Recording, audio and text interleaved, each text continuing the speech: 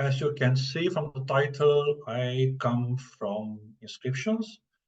I'm currently working on 2 volumes in the series Inscriptiones Graece.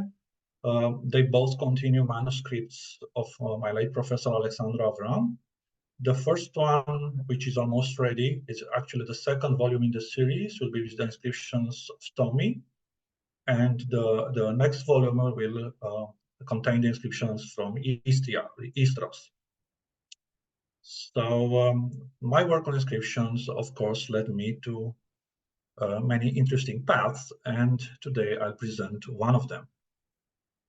Of course, you know everything about Istros, or perhaps not everything, but at least you know some enough. As you know, it's a Greek colony on the western Pontic coast. It had a long history of about 12 centuries, and it was close to the mouth of the Danube. Of course, what you see in the image is the late Roman city. We'll be talking about a much earlier phase, a much earlier history of this city of the Augustan period. So, although perhaps I will not emphasize each point during my presentation, I prepared a brief outline so you know what you expect from this conference. So in the first part, I will focus more on inscriptions and I will present them. I will talk about how we date them, and then I will discuss some very famous, but in my opinion, also very problematic inscriptions, the inscriptions about the second foundation of the city. I'll discuss about some decrees. Actually, 2 of them I will focus on. One is a decree of the famous Aristagoras, son of Abaturios, and the other one is another decree, no less famous, although it was only recently discovered, a decree for Quintus Julius Vestalis. And last but not least, we'll discuss about a letter, which I will see is from Augustus himself. In the second part of the conference, we'll use the information we gathered, or at least we hope to have gathered from the first part, and we'll discuss about this city and its barbarian neighbors. We'll discuss about the kingdom of Thrace, and of course also about the barbarian from beyond the Danube. So now let's proceed with the first part, with the inscriptions. As I mentioned, one of the 2 decrees which I focus on today is this decree for Quintus Julius Vestalis. It was discovered, if I'm not mistaken, in 2012. It was published quite promptly in 2014 by Maria Bărbulescu and Livia Buzoianu, and then a much improved edition was given by Christopher Jones in 2016. Also, it was initially dated to 1819 AD. I found the demonstration of Georgi Cantor much compelling, and I think the date should be 15 AD.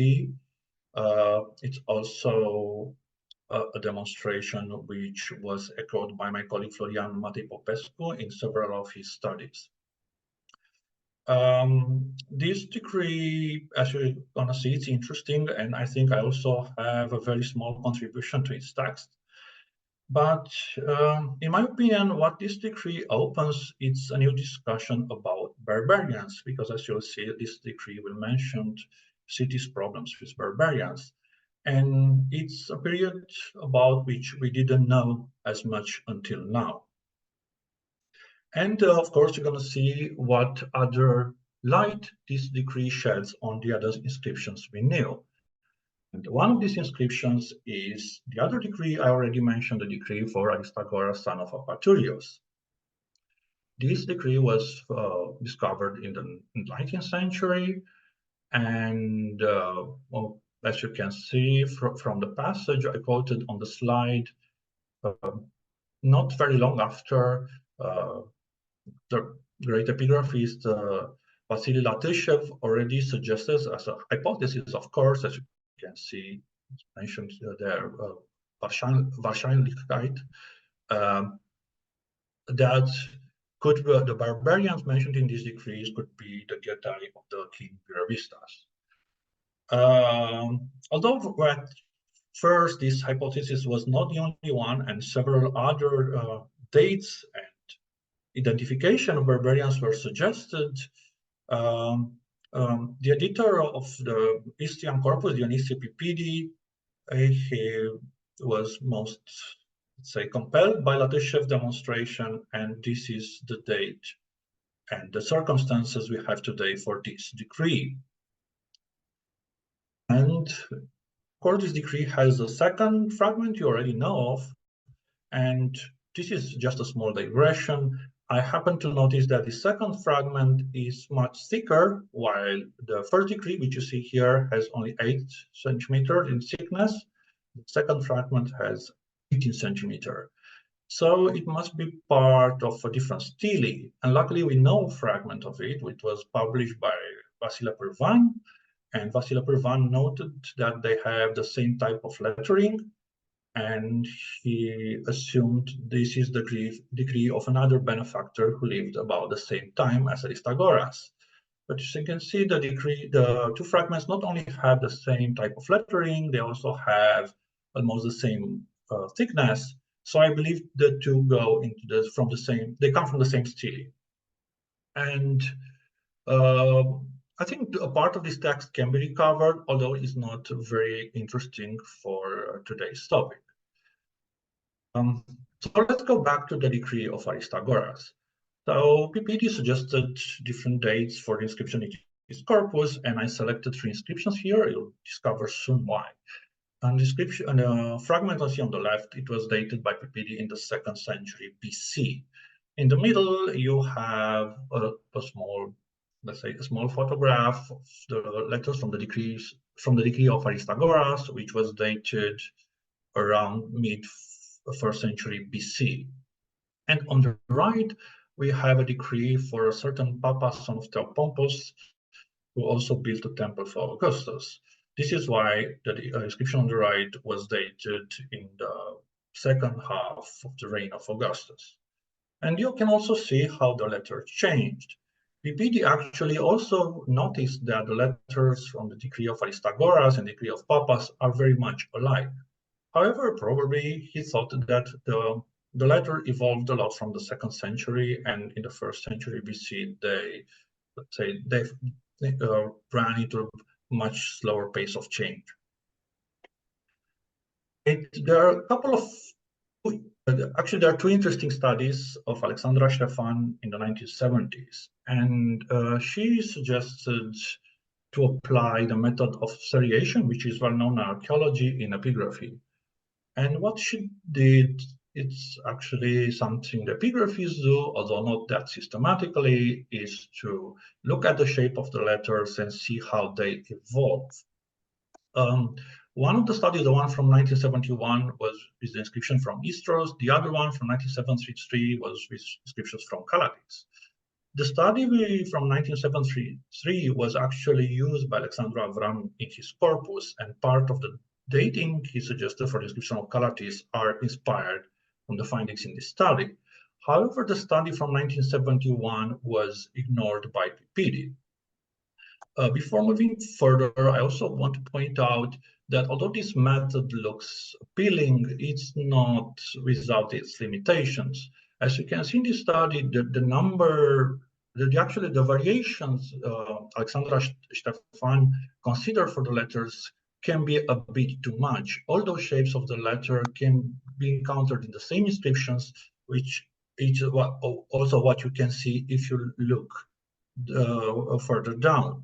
And you can also see some of the shapes, they come back. They are, let's say, they appear in one inscription and they also appear in another inscription, which is dated later.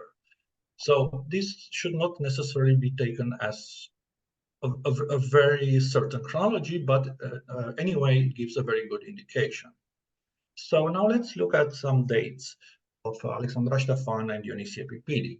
I selected the part from the sequence suggested by Ștefan, which covers the period which you're interested in, which are inscriptions from the late Hellenistic period and early Roman period. You can also see that dates suggested by Dionysi Pipidi to the right. As a rule of thumb, the dates suggested by Alexandra Ștefan are a bit more recent. The inscriptions which were dated by Pipidi in the 2nd century are dated by Alexandra Ștefan at the end of the 2nd century, even the beginning of the 1st. The same go for the inscriptions which are dated, let's say, in the mid 1st century BC, which Alexandra Ștefan tends to date a bit later, sometimes only a 1/4 century later. But actually, we know some of these inscriptions, we know their dates. As I said, one of these inscriptions mentions this son of Theopompus who dedicated the temple of Augustus. But we also know one of these inscriptions that was republished in the 1990 by Alexandru Avram and Octavian Băunegru with 2 other fragments, because it mentions one of the general of Mithradates Eupator. So we know the date of these inscriptions, and it's a bit more recent than assumed here. So the date suggested by Alexandru Avram and Octavian Băunegru is actually around 90 BC. I put here like 1/4 century, the 1st quarter of the 1st century BC. So now we know that the first inscription on the left, which I also presented earlier, is much more recent than it thought. So the thing is, can we keep the same date for the decree of Aristagoras? Of course, you'll realize that this question I'll try to answer shortly. And all these inscriptions I mentioned, the 1st decree and the 2nd decree of Aristagoras, as well as the inscription for Papa, son of Theopompus, and as well as the decree of Quintus Iulius Vestalis, they have what Pipidi called in some of his writing ornate letters.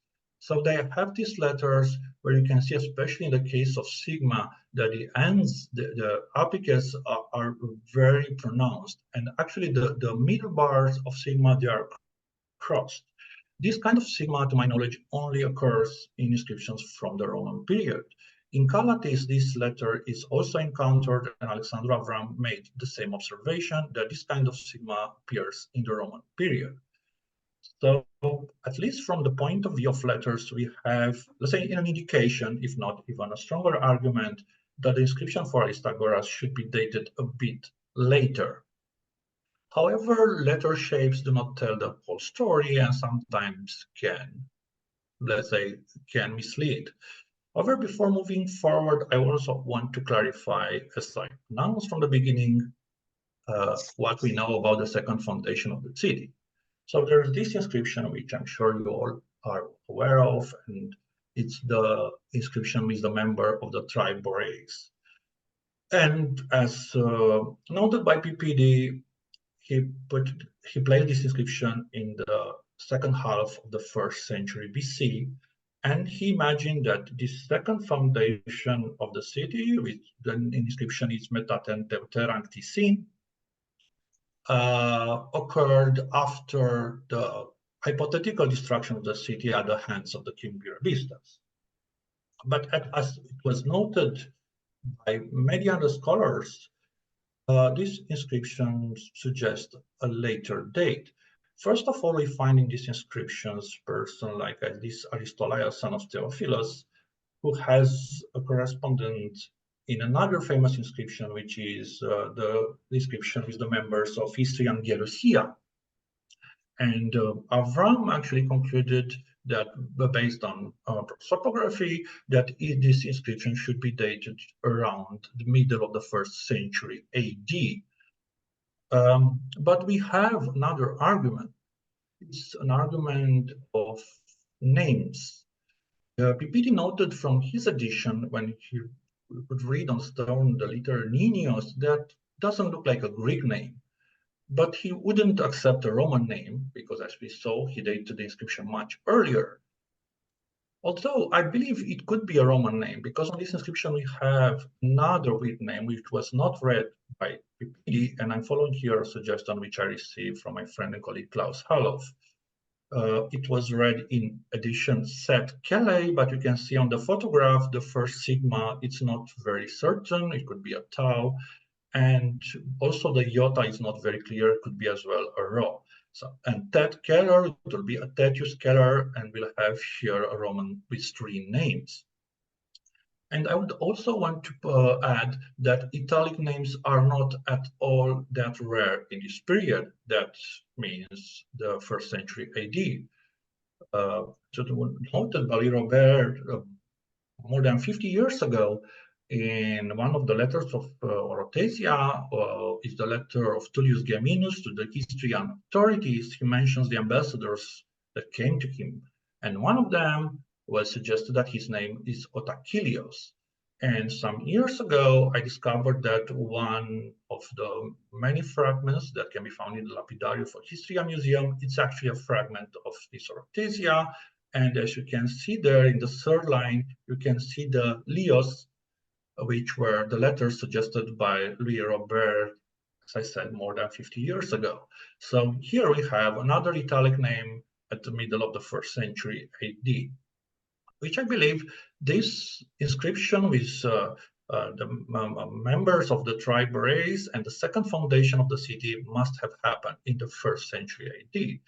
This actually was suggested by Alexandra Stefan, that the foundation of the city is not a cataclysmic event, but it actually represents a new status Istria gained under Roman rule, the status of a free city.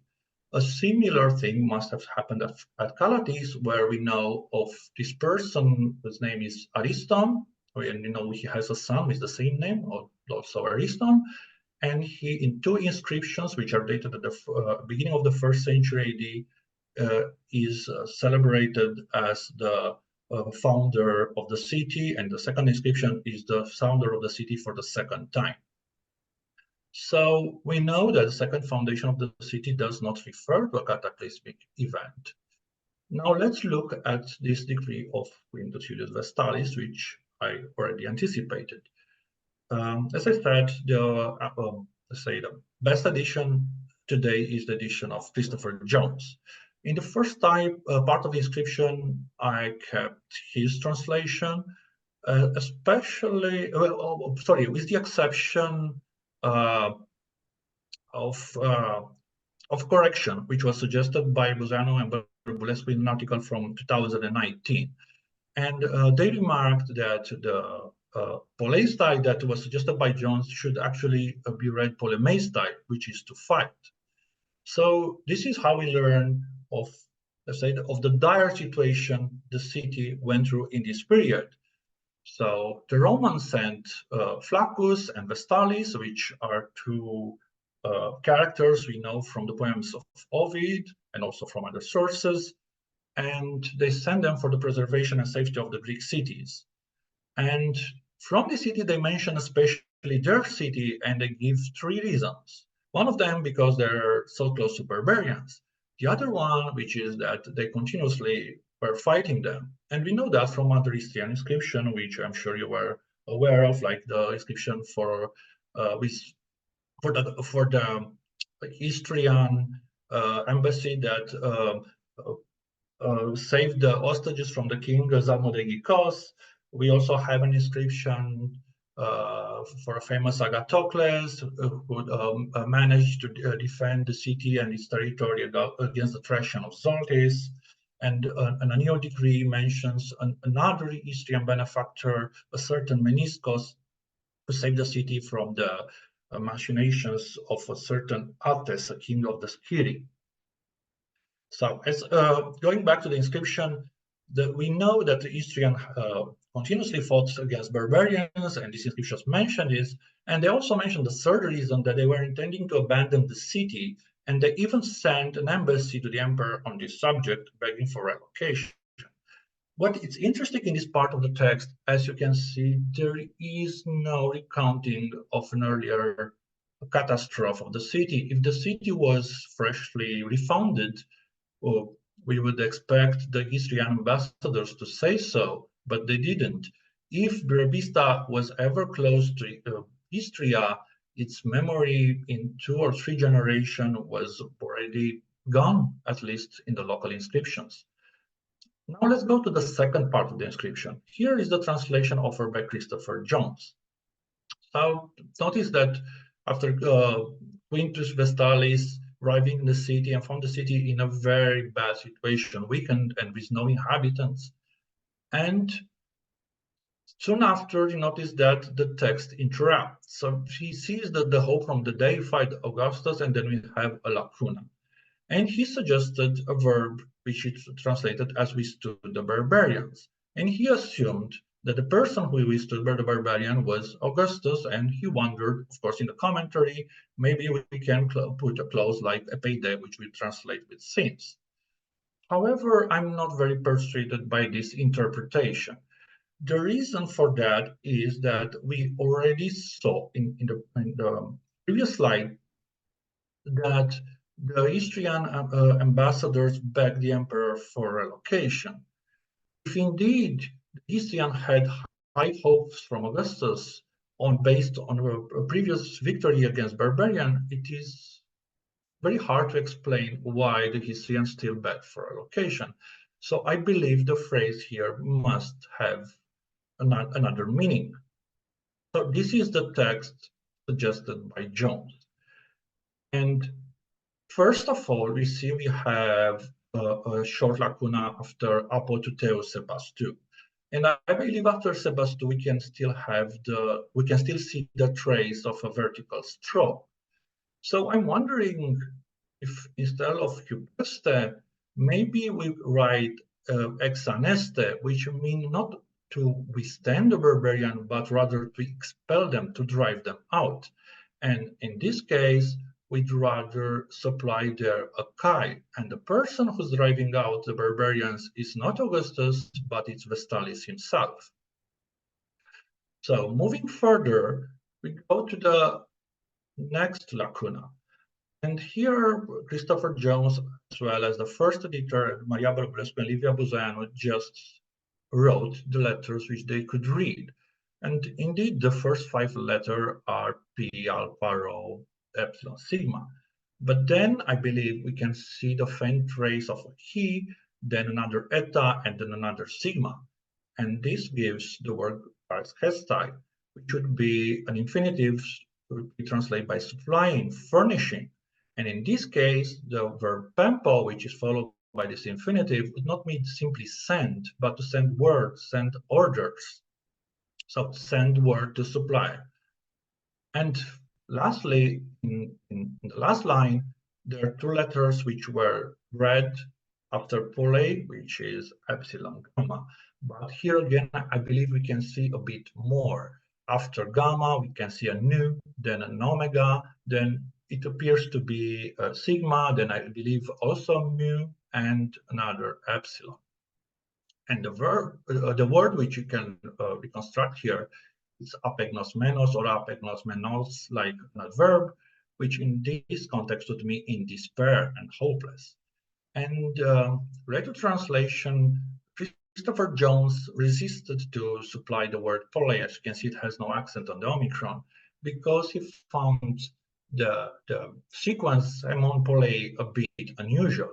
However, I believe this sequence can be explained if you also admit an adjective. After all, in funerary inscription, we find very often formulas like to glucotatum andi or to glucotatum mu symbio. That means that we can put the pronoun between an adjective and a noun. So what we need an adjective before pole. But then we have also this apegnosmenos, which will be in despair and hopeless. And in this case, I would rather suggest this to be an adverb and the adjective to be actually a participle. So as a hypothesis, I suggest to the orders which are given by Vestalis is to supply our city, which is in a very hopeless situation.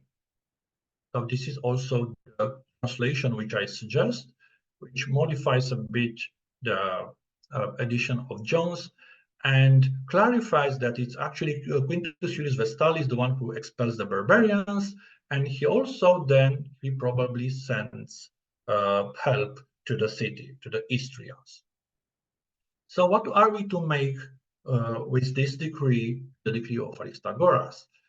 As you saw earlier, I also pointed out that the letters are somehow similar, but we also see that the events which are described are similar, although the wording is not exactly the same.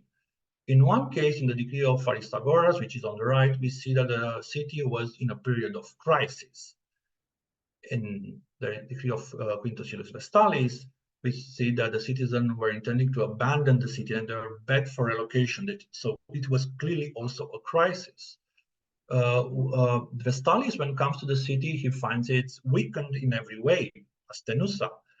In the decree of Aristagoras, we learn that the city has no walls and the citizens are in danger. And then also Vestalis finds the city poor in inhabitants, Oligandrusa.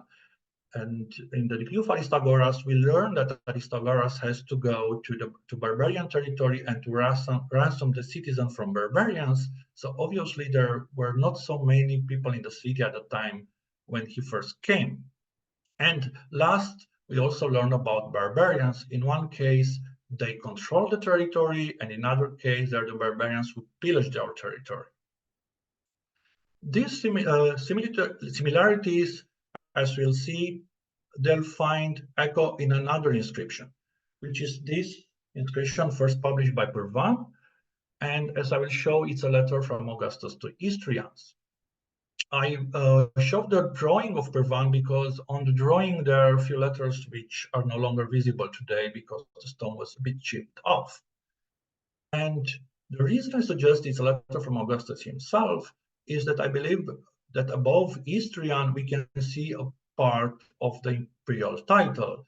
I'm showing it right here. It's the part where you can see the Tribunica Potestas. So it probably the stone started with the title of Augustus himself, and in a similar matter as this letter to the Cnidians, which was found on Astipalea, it continued with greetings sent to the Istrian authorities. So these are the fragments which we have today. On the left is the fragment discovered by Pârvan, and there are two other fragments which are found later and were mentioned by Avram in his reappraisal of the corpus in 2007. And I'm not very persuaded by Pârvan's interpretation, and I'm wondering if this inscription, which clearly mentions the Thracian king Rhoemetalces, also mentions the trouble in the Istrian territories. First, we see mentions of the gate of the city. Then we have this formula, which I supplied, exempli gratia, that Augustus is aware of the friendship or the good relations between the Istrians and the king Rhoemetalces. Let's not forget, and I'm also going to remind you later, that the king Rhoemetalces was actually a Roman ally.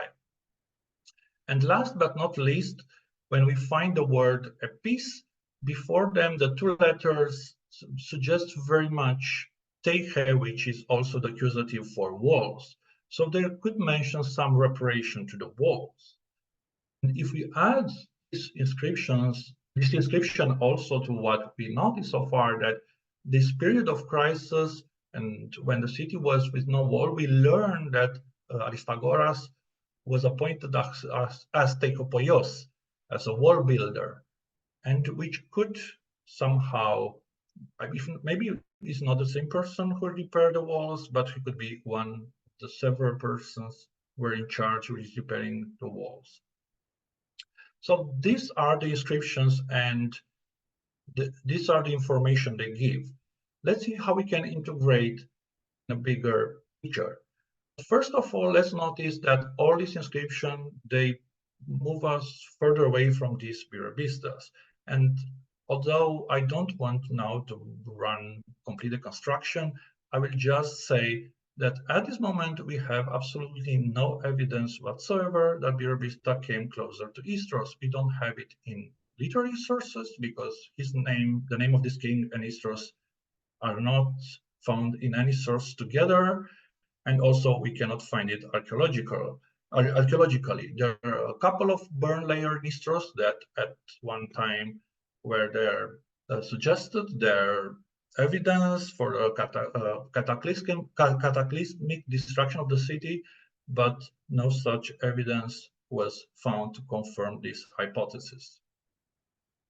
So now let's move further and see what was the political context of Istros in this period, and especially look at the barbarian world. So, as I'm sure you know, in this period we have the dominant force in the Balkans outside Romans is the Thracian kingdom. The Thracian kingdom was ruled in this period by a Sapaean dynasty. You can see the tribe of Sapaei. They are in the border of Macedonia, and perhaps this is no coincidence. So they ruled Thrace, and here are their kings, I mean their last kings, until 46 when Thrace becomes a Roman province. However, the kings which we are interested in today are those which are contemporary with our period, which is Rhoemetalces and his brother Escoporis and his son Cotys. These kings ruled in the last years of Augustus in the first year of Tiberius. As I mentioned earlier, Rhoemetalces was a Roman ally. As you can see in his coin, he has coins struck with his portrait and his wife, and on the other side we have it's Augustus himself. After his death, we learned from a very famous passage in Tacitus that his kingdom was divided. His son Cotys received the eastern side toward the Greek city, and his brother Escoporis received the inner part, which was wilder and poorer. And what I'm interested in the Thracian kingdom today is division in these units, these strategiae, which were also military units, but probably also administrative units. And this topic also was treated at length by Maria Gabriela Parisaki and also by my colleague Florian Matei Popescu. But I noticed that a couple of strategiae, they mentioned a territory and a city. And sometimes they are mentioned in an enumeration with a chi, with an and, but sometimes the territory is mentioned to be around the city, peri. So we have an anonymous strategos. Actually, his name is very corrupted. We have only a null copy of the inscription, but we know that he ruled Astica around Perinthos. We have a Tiberius Claudius Theopompos, who also ruled Astica around Perinthos, but he was also strategos of Steletica and then Teletica. We have rather famous Apollonius from Byzia, who has several monuments erected. Actually, their dedication to various deities. And we find him a strategos of places around Anchialos, of Anchialos, Seletica, and Rusica, of those around Anchialos in a newer inscription. And last but not at least, we have this Mocaporis on Aphauloporis, who's a strategos of Apsiopolis and Daotica. And this is an inscription which was republished recently by Nicolae Sharankov in his corpus of Dionysipolitan inscriptions. And my suggestion is that these territories were physically around the cities. So Daotica was probably around Apsiopolis, like we know already that Astica was around Perinthos, or probably Seletica was near Anchialos. So, as I mentioned, we have this new inscription of Mocaporis, son of Aphauloporis, and we have two pieces of information which are important for us today. One is the one I just mentioned, that we have this Apsiopolis, which was the center, if you will, of Daotica. And the second one, as you'll see, will have his campaign beyond the Danube. So what we learn from all these inscriptions, and I also placed here the information we have from Ovid, which we'll review soon enough, is that around Istros we have the Thracian strategies. On one hand, we have this Apsiopolis and Daotica. which probably was this region in the southwest Dobruja. I included there on this map Capidava and Sachidava, although I'm not sure they existed at this moment, as some settlements that could have been part of this strategy. And as you can see, the position of the strategy against Dionysopolis, which is the city that awarded the decree for Mocaporis, and Istros, which is the situation we analyze today. And as I said, in the north, you can see Troesmis and Aegyssus, which we'll learn from of it, there were Thracian fortifications which were overrun by barbarians. And this Daotica, as noticed and as remarked astutely by Nikolai Sharankov, should be related with the Daoi mentioned by Strabo, which he claims are the original name of the Dacians. And we actually know there were Dacians in this region because we learn from a much later inscription about a border dispute between this Dacian and a Civitas Ausdecensium. And this inscription was found near Tropeum Traiani, which seems to be right in the area where I put Daotica on the map. And now let's see what kind of Getae or Dacians we have to deal with. And this is a part which might strike controversial, but I will show you that most of the things I'm going to present to them are written in the sources. Let's first look at how the Dacian and the Getae are seen. I put on this slide 3 maps. The map on the top left, it's a map from a textbook from the 1980s. On the map on the right, it's a map on the book on Thracian languages. And the map on the bottom left, it's a map from a museum, from an exhibition.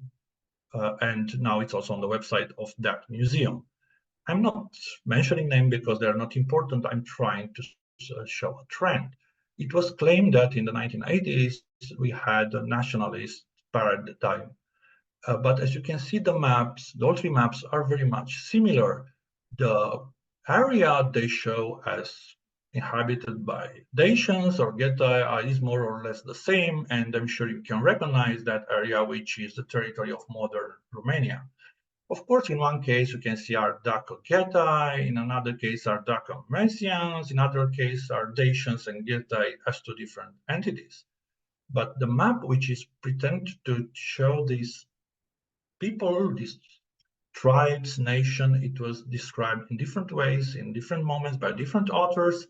It's the same area which is claimed to be Dacian or Messian or Getian. However, the thing is, we do not have as much evidence. There were a lot of discussions lately about this helmet, as I'm sure you know, and a lot of people asked, is this a helmet of the Getae, of the Dacians, of somebody else? And one of the answers, let's say the answers really came from scholars and people with authority, were that earlier the Greeks called them Getae, and later the Romans also called them Dacians. However, if you look at the sources, we'll find something else. I'm sure you're, at least the Romanian colleagues are very familiar with this book. It's in Latin would be Fontes Historiae Daco-Romanicae. So our primary sources about Romanian history, and they start from the earlier sources. So if you look at the sources mentioning the Getae, especially their location, we'll find that in the Greek period, we have the testimony of Herodotus, which I'm sure you know it very well. But I will just want to point out that, as you can see, the Getae are south of the Danube. When Darius meets them, he's not yet at the Danube. And we then have another testimony, almost contemporary, of Thucydides, where again we find out that the Getae are between the Mount Haemus and the Danube, and they're bordered by Scythians. And the next testimony, very interesting testimony by Pseudo-Skymnos. And I presented here a translation after the last edition of Marcot from 2000. And on the right, you can see also a map. Once again, in Pseudo-Skimnos, the Getae are somewhere south of Danube, much south of Danube, if we are to believe Pseudo-Skimnos, while the northern neighbors are the Crobisi, and north of Crobisi, we find Scythians. And until the 1st century BC, no other author mentions Getae, neither south nor north of Danube. At least if already they mention them, they do not say where is their location. We find Getae north of the Danube, but only find them in Roman sources. One of these sources is, of course, Arrian. And we know Arrian, this is our only source for Alexander's expedition north of the Danube. But I think a much more interesting passage is the one that preceded, which is a passage where Arrian presents the geography. And as you can see, the geography of Arrian is a geography of 2nd century AD. Along the Danube, we find the Quadi, Marcomanni, Jazyges, Getae, and then the Sarmatian, the Scythian, and then the mouth of the Danube. So these Getae are, of course, just a name for the nations. As you can see on the map below, it's a map of the Roman Empire. We have Marcomanni, Quadi, then in Pannonia, there will be Jazyges, then in Dacia, there will be the Getae, and then Sarmatians and the mouth of the Danube. Sometimes we have the luxury to compare sources, and there is this episode which happened during the reign of King Perseus of Macedon. He wanted to hire an army of bastarnae, they are called in many sources, of mercenaries from north of Danube. And this story is told and retold as an exemplum. And as you can see, when you compare the sources, sometime in the Roman period with Appian, we find new tradition where these bastarnae started to be called Getae. And in this case, we have details. We know how many horsemen, we know how many infantry, we know what was the fee for each commander, for each horseman, for each foot soldier. So we know it's the same army, are the same barbarians, but still they're called Galatai, Bastarnae, Keltoi, Galli, and even Getae by Appian. Cassius Dio, 1 century later, even calls them Thracians. So I'm suggesting here something that was also suggested by Dan Dana in a book from 2008, but he suggested it on a smaller scale. He analyzed the testimonies on Zalmoxis, and his conclusion was that the only primary source is Herodotus, and all the others just copied his testimony. So I'm wondering if a similar story happened to the Getae. Our original sources were probably Herodotus and Thucydides, and all the other later sources simply took the name and applied to various contemporary realities. And it's quite interesting that although we are accustomed to see Getae and Dacians as synonyms, in Ovid we find a different relation. Getae are almost never called Thracians. However, in many instances, they are mentioned along Sarmatian, sometimes as they would be one and the same population. I present here for elegiac couplets from his Tristiae, and as you can see, we find the Sarmatian and Getae as audience for his poems. We find them as bowmen. We find them on horseback, and he also mentioned that he learned Getic and Sarmatian, both languages or a single language. But also in Ovid, we learn, especially in the letters from Pont, that he's in the middle of a war. And what I'm going to try to do now is to identify the factions. I selected this passage where we can see the two enemies. On one side, there are the Bistonian spears, and on the other side are the Sarmatian arrows. As you may recall, the Bistones are a tribe mentioned by Herodotus, and they're also in southern Thrace, not very far from the Sapiens.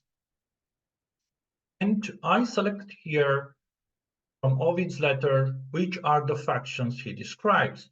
In his letter to Rufinus, which we saw earlier, the two enemies, the two factions are the Pistones and the Sarmatians. In his letter to Severus, we find about a conflict between Odrysian and the Getae, and we learn that Aegyssus was lost and then recaptured. In his letter to Vestalis, is the same Vestalis we talked about earlier. On one side, we find the Sidonian, the Thracians are called Sidonian in this poem, and Romans, which is Vestalis and then his soldiers, and their enemy are Getae. In this case, Aegyssus was again lost and recaptured. However, in this poem, we also have a very interesting mentions that we find the Jazyges that crossed the Danube. And finally, the letter to Graecinus, where the two factions are the Romans. This time they are led by Flaccus, who are again fighting the Getae. And we learn that Troesmis was lost and captured, and we also learned that the Romans had a treaty with Mysian nations. So to put all this in context, I will add also the other information we learned from the inscription from Dionysopolis, that we find that Mocaporis waged war beyond the Danube, and he waged war against the common enemy, the Jazyges. Common enemy, that means the enemy of both Thracians and the city of Dionysopolis.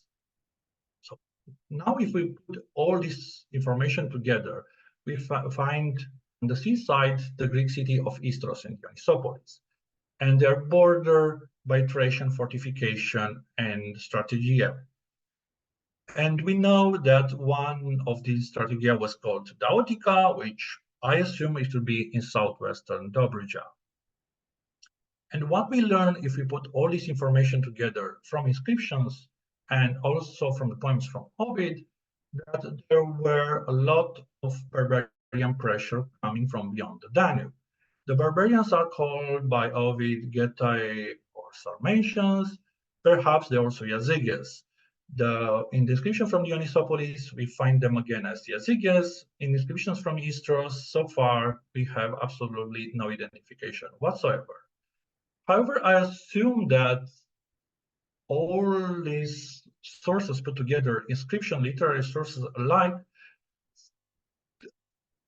we are in the position to understand a bit more the conflicts at the lower Danube in this period. Thank you very much.